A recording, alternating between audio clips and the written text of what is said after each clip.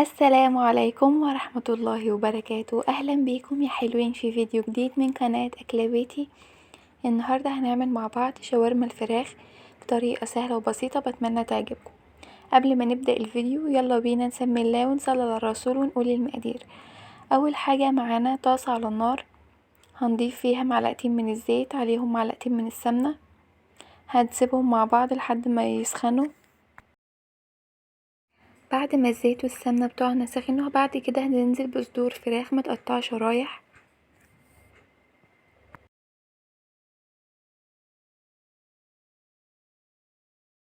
هنشوح الفراخ بتاعتنا كويس جدا وهنقلبها لحد ما تستوي.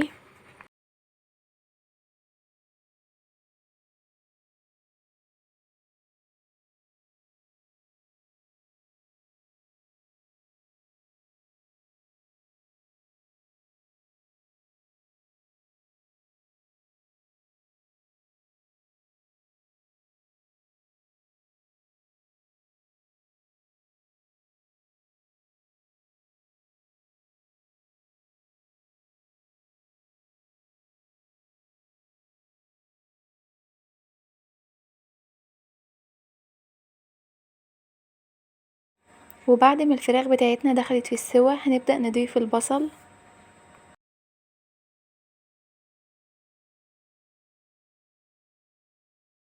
هنشوح البصل مع الفراخ كويس جدا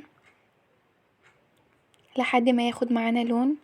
بعد كده هنضيف معلقة صغيرة من الثوم المفروم، واول ما ريحة الثوم معانا تطلع هنبدأ نضيف فلفل الوان. هنقلب المكونات كلها مع بعض زي ما انتوا شايفين.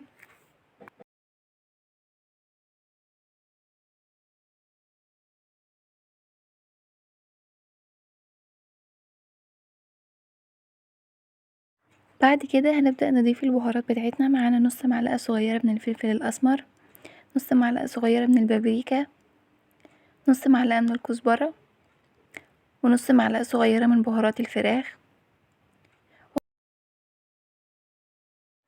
وهنضيف معلقة صغيرة من دبس الرمان، وهنضيف الملح.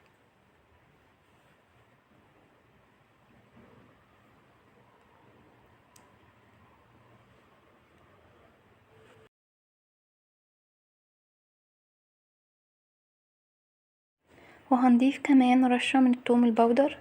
بعد كده هنضيف قطعة فحم. وكده الشاورما بتاعتنا خلصت.